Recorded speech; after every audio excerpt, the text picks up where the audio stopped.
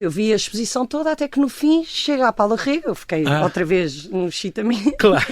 E ela agarra em mim, paga-me um táxi, vai comigo para a Slade School of Fine Arts. É só uma das melhores escolas do mundo. Que naquela altura era a melhor escola do mundo.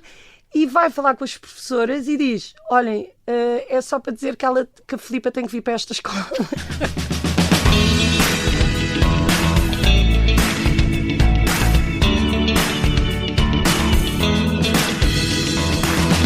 Filipa Saragadore é uma artista plástica e escritora que assumiu desde sempre o compromisso inabalável em usar a arte e a literatura como ferramentas de impacto social.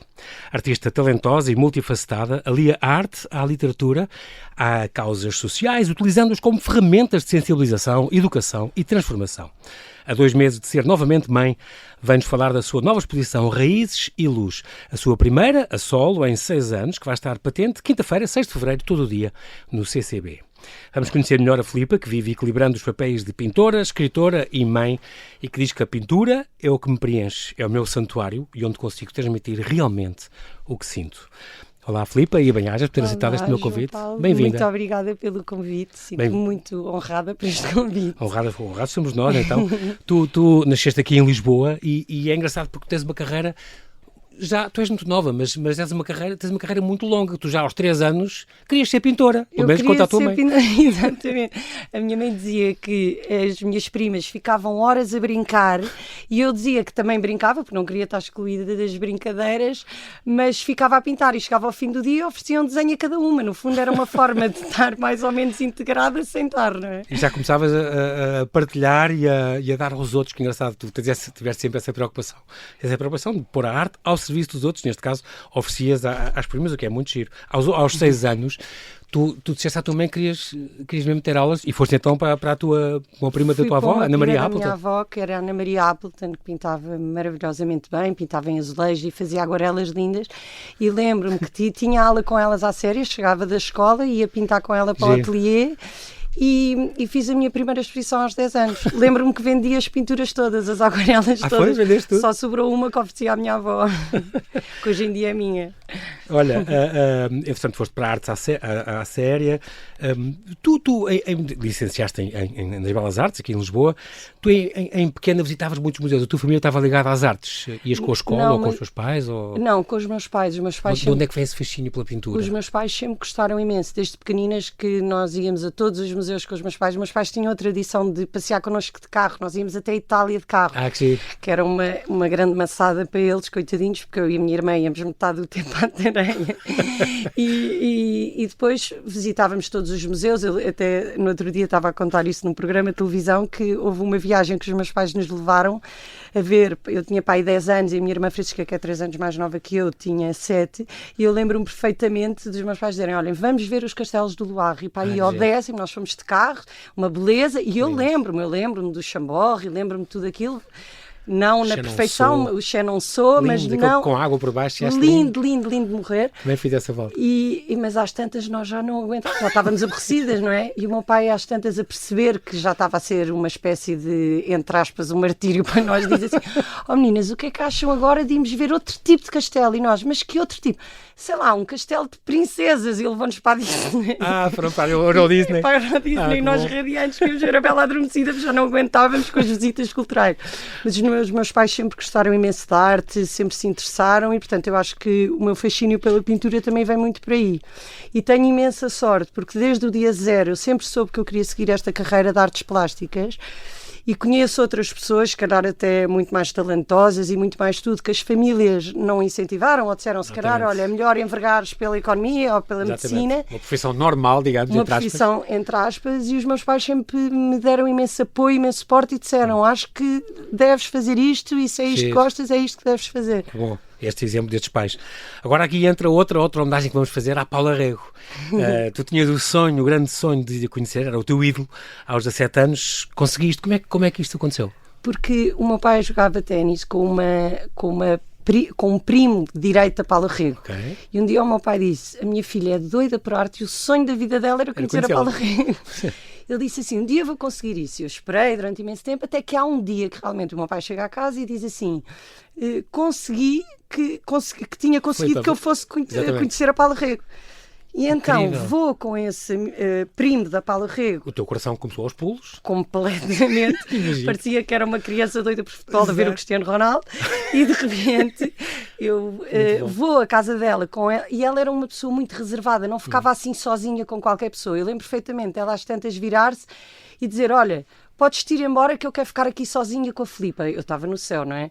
Claro. E ficámos 2 horas, as duas à conversa. Incrível. Eu levei o meu portfólio. E lembro-me de 2 coisas em particular que ela me disse. Uma foi que eu tinha a capacidade de fazer como ela, que era de, através da pintura, conseguir prolongar os meus sonhos e matar os meus pesadelos. E eu nunca mais me esqueci disso, porque realmente eu lembro-me ao longo da minha vida, depois dessa conversa, quando eu tinha um pesadelo, eu acordava e pintava. E já não voltava a ter aquele pesadelo. Como se fosse exorcizar esses maus sonhos. Exatamente. Neto. Da mesma maneira que sempre, até hoje em dia, incluindo esta minha nova coleção, quando tenho um momento de muita beleza ou de muito valor na minha vida ou de muita intensidade, eu pinto de alguma forma, nem que seja abstrata, nem que seja usando a cor como caminho, e aquele momento único fica para sempre registado.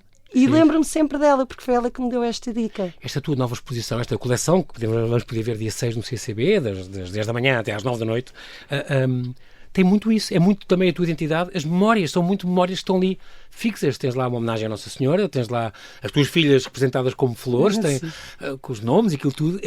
No fundo, são memórias cristalizadas, no fundo, ali naquelas cores. Ficam sempre. E que eu cada vez que olho para as obras, eu sei, por exemplo, que naquele dia a minha filha Assunção deu uma graça especial e eu registrei de alguma forma aquele momento na tela.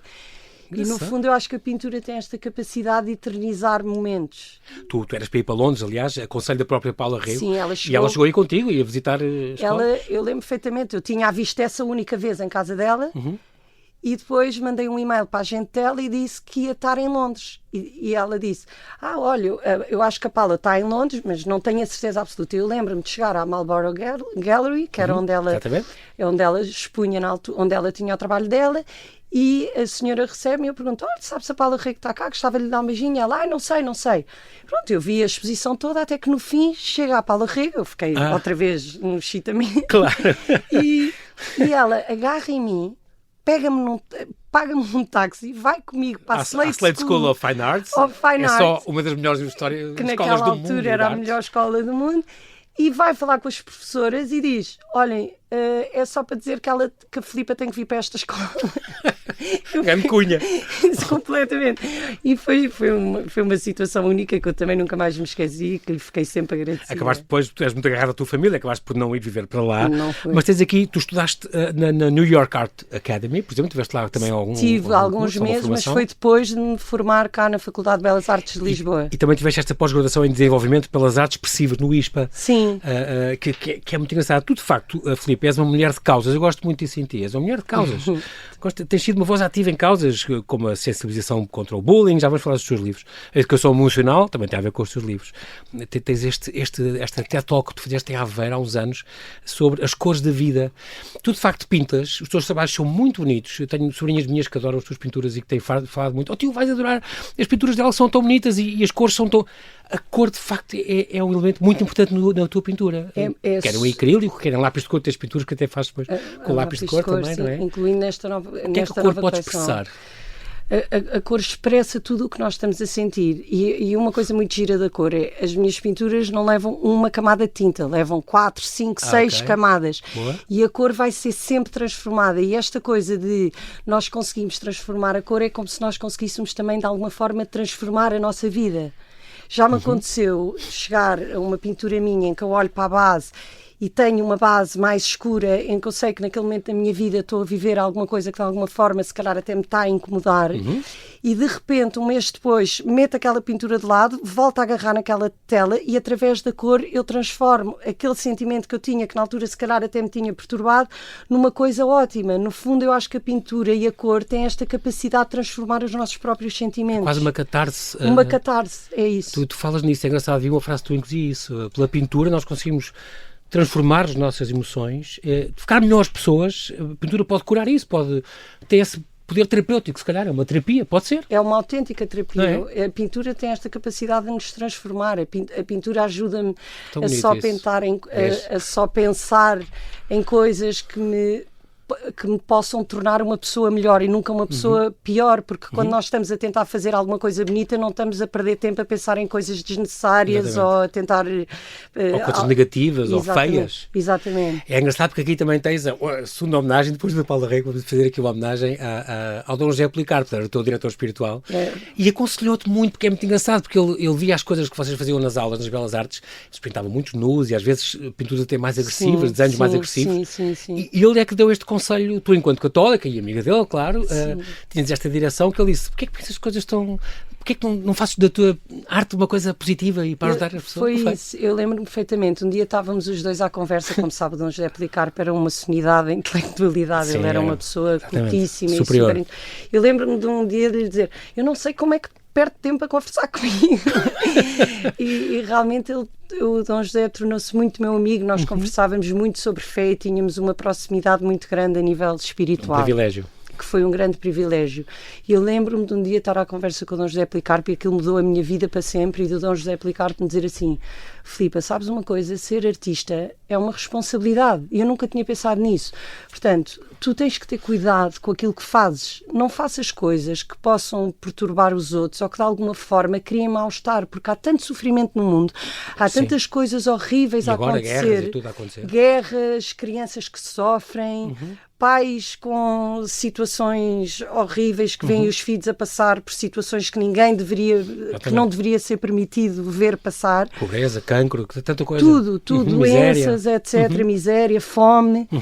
E ele disse-me assim, olha, tu tens que fazer uma coisa, tu tens que usar o belo, porque tu tens essa responsabilidade de fazer coisas bonitas, porque Deus alegra-se que tu mostres o bocado mais bonito em ti, não o bocado mais agressivo, ou o bocado mais perturbador, ou o que há de mais incomodativo ou inquietante.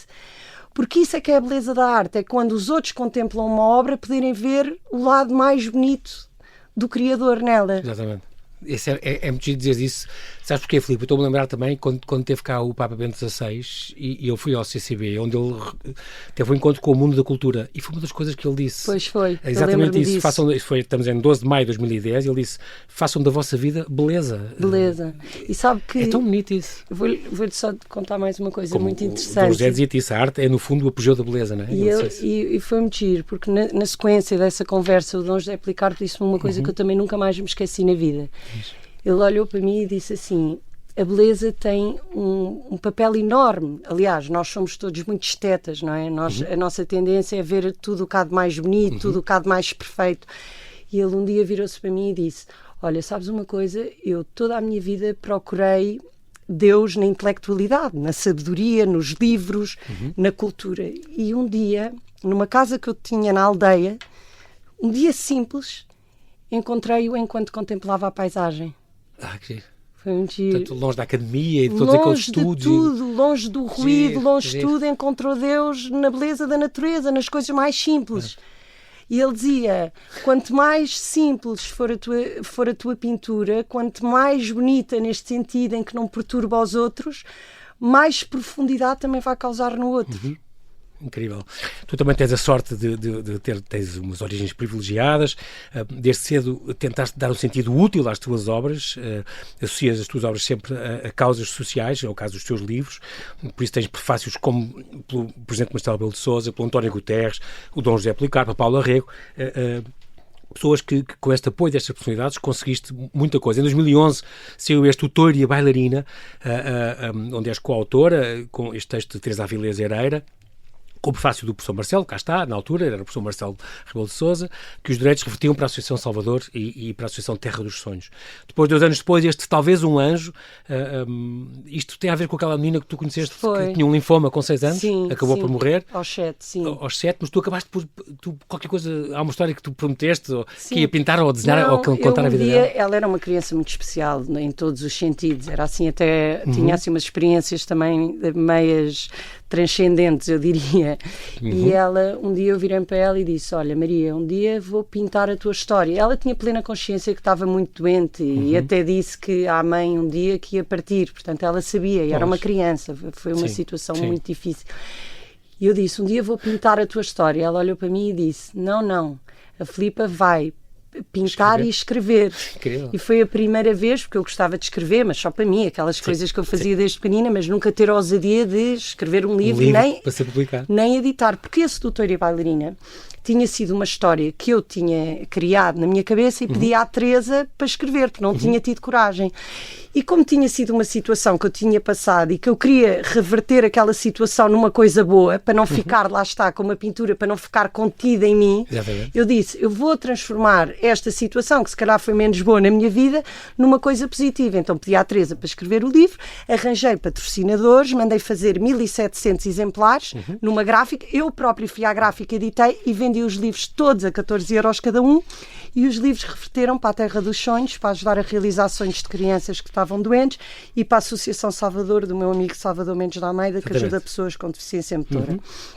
Depois disso, acontece-me isto. Eu nunca pensei em escrever um livro, mas esta criança pediu-me, eu disse, pedidos de um anjo não se recusam, e foi aí que eu escrevi o meu primeiro livro, que acabou por ser editado pela Presença, e que as vendas também revertiam para ajudar crianças com cancro e a família da criança que na altura tinha dificuldades. 2 anos depois, então, aparece A Princesa Azul e a Felicidade Escondida, com o prefácio do António Guterres, um livro que também deu-te muita alegria, porque foi incluído, aliás, como o livro a seguir, o Livro das Emoções, no Plano Nacional de Leitura. Sim. Isso é uma grande distinção. Aqui é um livro que te apareceu e que ajudou a criar esta associação Princesa Azul, que é dedicada um bocadinho à sensibilização contra o bullying, sobretudo nas escolas. Muito importante. Depois eu não consegui... Cá está, as tuas causas, é maravilhoso. Foi ótimo, porque foi um projeto que eu tive que infelizmente teve que acabar, porque eu às tantas não conseguia fazer tudo, mas ainda durou um ano e tal. E eu até me associei à PSP na altura e tudo, e eu andava pelas escolas. É a história de uma princesa que é diferente, que nasce azul e ninguém quer ser azul, e ela depois acaba por perceber que afinal o azul é a cor do céu e a cor do mar, e no fundo é aceitar, é uma história que aceitar a diferença e como nós somos e que todos nós somos lindos à nossa maneira. Claro. E depois disso, desde os mais pequeninos, dos 3 anos até miúdos de 12 anos, e era espetacular, porque a quantidade de crianças que me escrevia a dizer, eu também me sinto azul por este motivo e por este motivo, como é que acha que eu devo fazer? O que é que a Princesa Azul fazia? E às vezes eu chegava às escolas e sentia-me, sei lá, um jogador de futebol, uma estrela, que os miúdos vinham correr atrás de mim e diziam, vem lá, Princesa Azul. E eu... Que bonito, esse feedback é muito importante, quer dizer que se chegou alguém e foi útil, não é? É importante.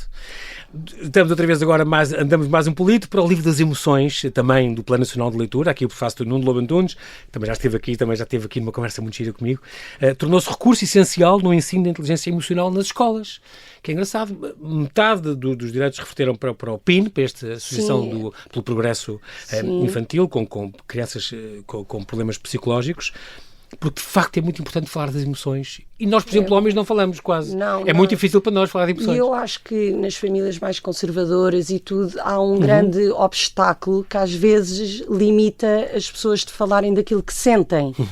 E há muitas crianças que têm de facto muita dificuldade em expressar-se, portanto eu acho que é super importante uma criança desde pequenina aprender a lidar com o medo, aprender a lidar com a alegria, aprender a lidar com a raiva, aprender a lidar com a tristeza. E isto foi uma ideia que eu tive e propus esta parceria à equipe do PIN, do professor Lobo Antunes, que eles acharam muito interessante.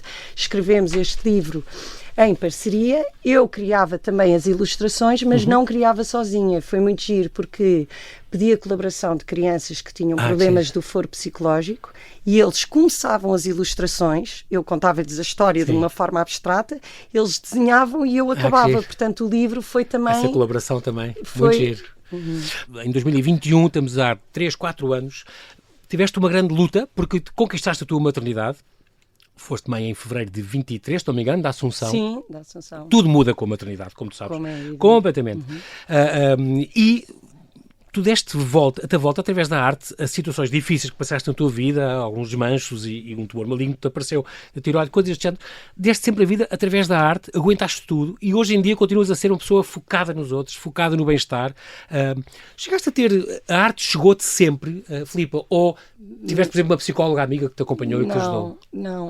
Não foi a arte que me salvou nestas situações mais difíceis. Acho que foi Deus, a minha relação com Deus. A questão da fé foi muito importante para te amparar. Crucial, sim. Aí é que te ajudou mais. Há também uma visita uma viagem a Fátima que te mudou a vida. Tu foste para lá fazer... A Lourdes. A Lourdes, sim. Foi quando ficaste grávida da Assunção? Foi. A Lourdes. Foste ao santuário, fizeste lá, aliás, entrevistas? Na verdade, eu não fiquei lá à espera da Assunção. Fiquei logo depois. Eu tinha perdido 2 bebés, tinha tido aquela situação de ter tido um tumor na tiroide e, portanto, estava com algum medo. E, na altura, vou-te ser sincera, eu achava que não ia conseguir ser mãe. Depois de toda a situação, tinha 38 anos, eu assim, não vou conseguir. Mas fui a uma viagem a Lourdes porque... Eu fui para a Gêmeos e a minha mulher, os dois com 38 também. Curiosamente. Foi. Que giro. E foste a Lourdes, que giro. E fui. E porquê? Porque eu quis entrevistar um médico lá que era responsável por uma associação onde eles estudam milagres que acontecem então, nos dias de hoje. Sim. E eu fui estudado à séria. Quando uma coisa é reportada e tu dizes que quase todos os dias há casos reportados, depois há uma equipa alargada de quase 300 médicos que estudam. Quando a ciência não consegue comprovar uma situação, aquilo tem mesmo que ser estudado por várias entidades para depois dizerem realmente a ciência não consegue explicar esta situação e aconteceu aqui um milagre. E lembro-me perfeitamente de ter ido da Lourdes sem esperança, mas vir de lá cheio de esperança. E porquê Lourdes? Porquê que escolheste ir para lá? Era mesmo para investigar? Era mesmo para investigar sobre os milagres. Eu precisava, no fundo era para investigar, para escrever este livro, mas também para tentar acreditar que eu própria teria um milagre, e tive mesmo. Estamos a falar já agora do livro Acredita em Milagres, histórias extraordinárias que nos fazem acreditar.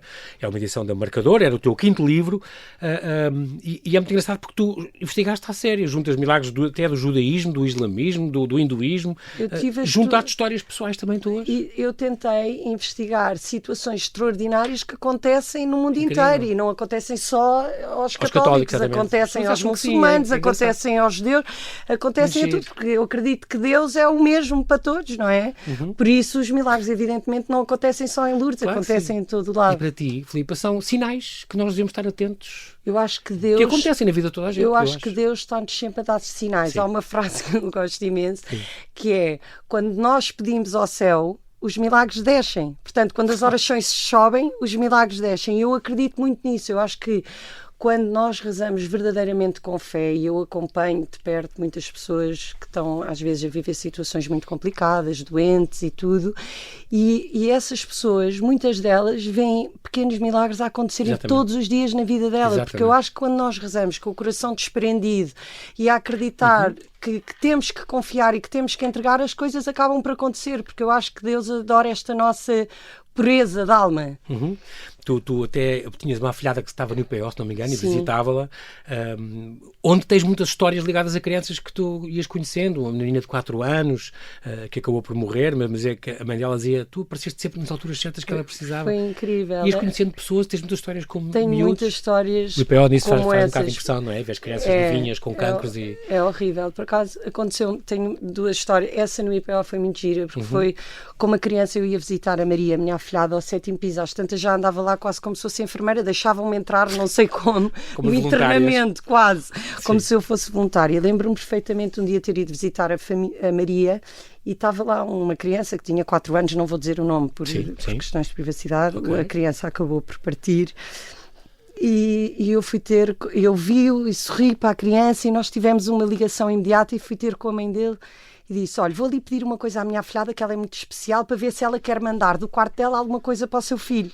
E ela tinha 2 pulseiras, 2 Ave Marias, uma azul e uma cor-de-rosa. E ela assim, Filipa, mas é rapaz? E eu, então vou dar a azul.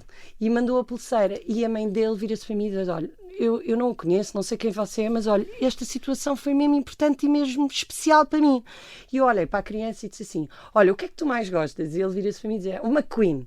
Então, eu, claro, depois fui tentar arranjar uma coisa de uma Queen, ou Toys R Us. O carro de uma Queen.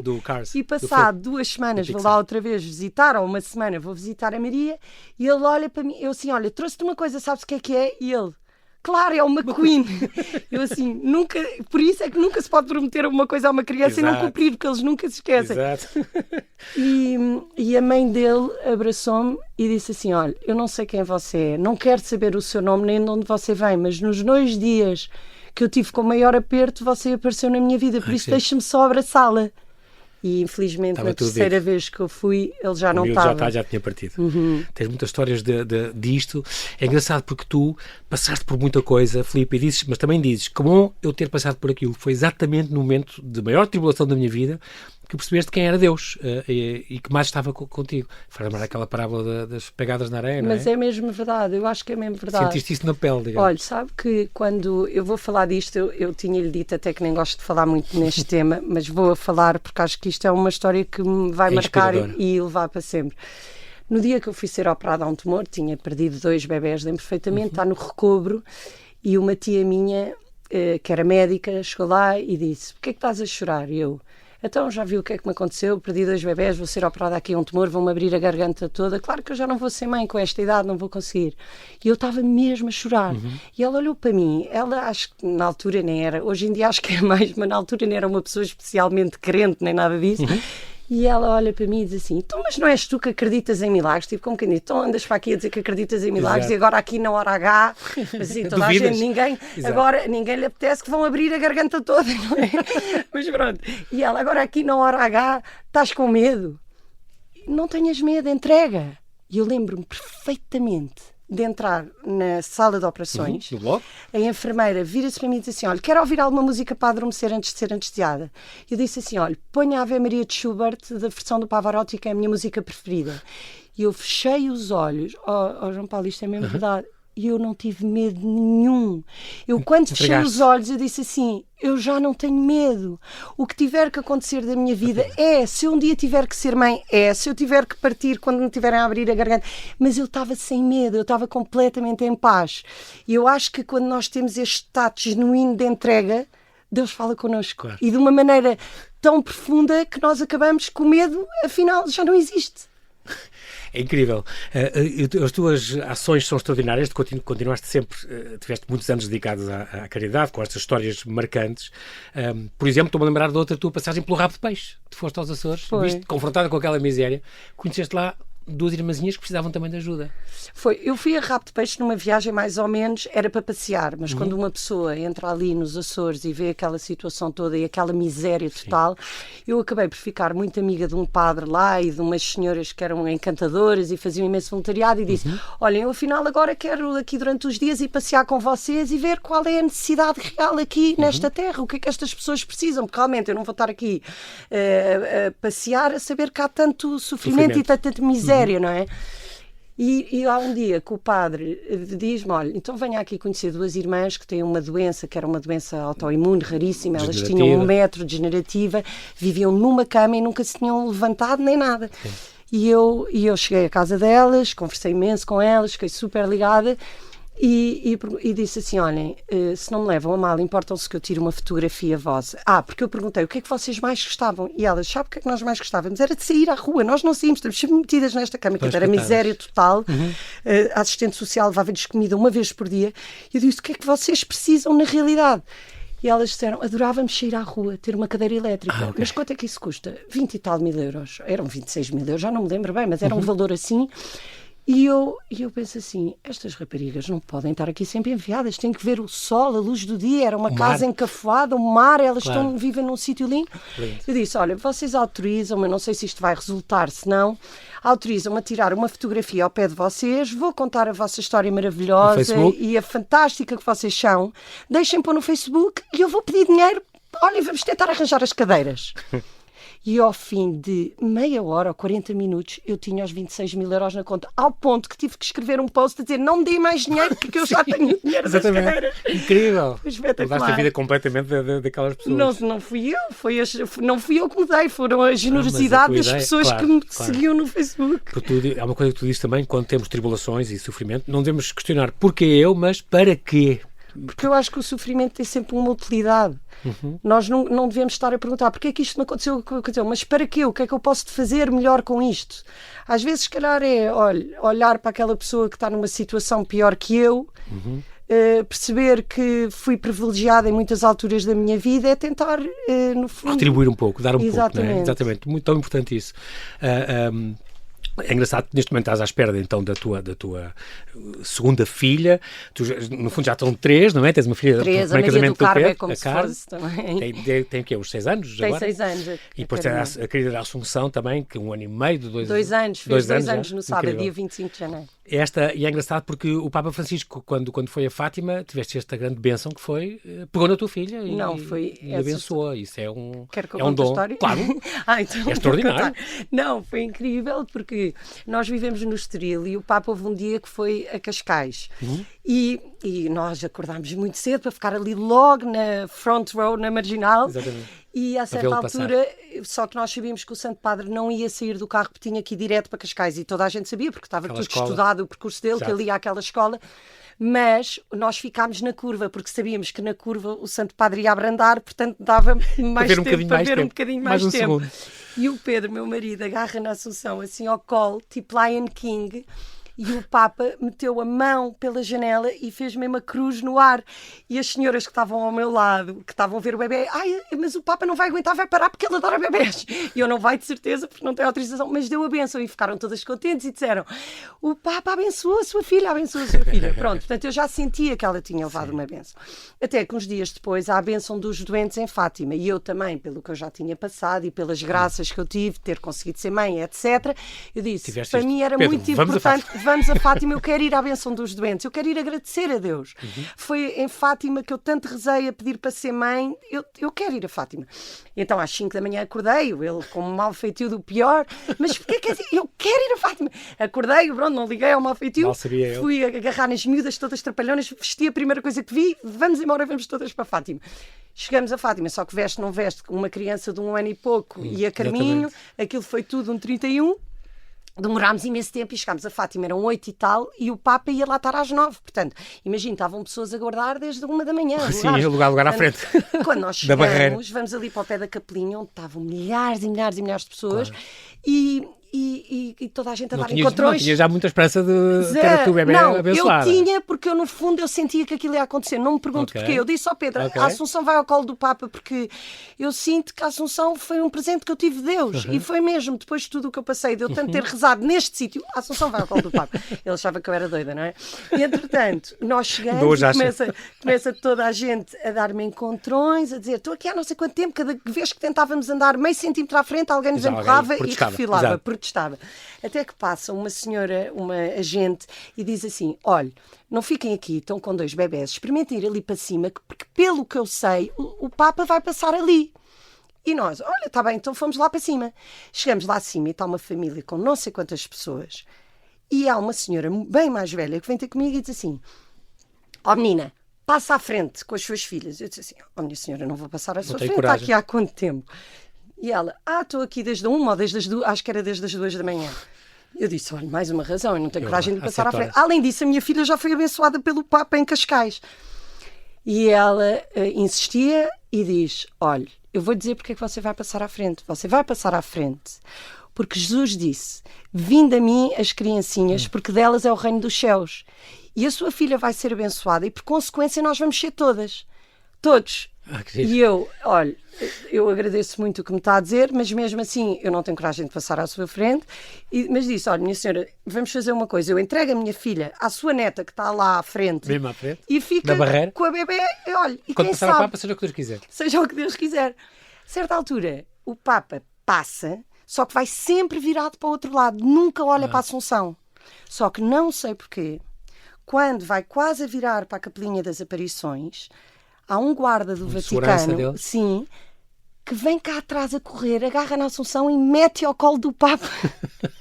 E aquela fotografia saiu em todo o lado, na BBC, no Vaticano Internacional, porque o Papa, de repente, não estava nada à espera, porque estava a olhar para o outro lado e quando olha tem um bebê ao colo. Imagina a vossa choradeira. Não, a minha e daquela família inteira do Norte, que estavam piores que eu. Foi uma grande bênção. Nós temos mesmo a terminar, Filipa, nem sequer falámos da exposição, mas pronto, vamos a isso. É engraçado, tu casaste já há uns anos com o Pedro Doré, este que faz vinhos, o Pedro, é um viticultor. tem cavalos, uma coisa que vocês gostam muito, a família gosta muito de cavalos.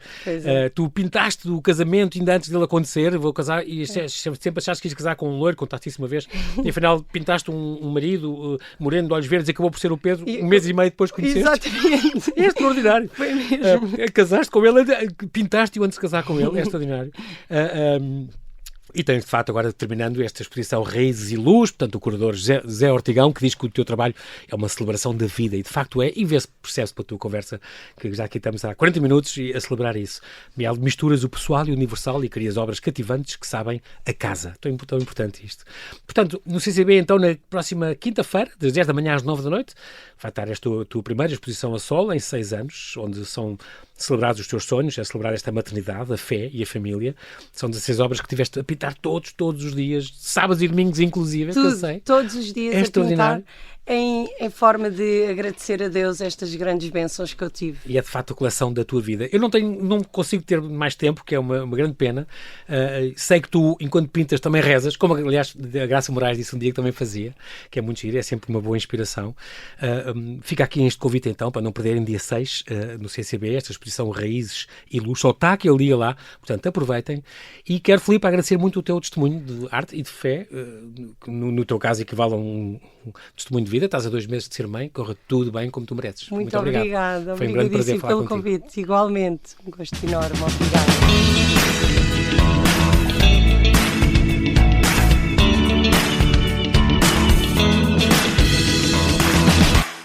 Se gostar deste podcast, pode seguir, dar 5 estrelas e comentar o episódio na Apple Podcasts ou no Spotify. Pode também subscrever e gostar no YouTube. Assim recebe uma notificação sempre que houver um novo episódio.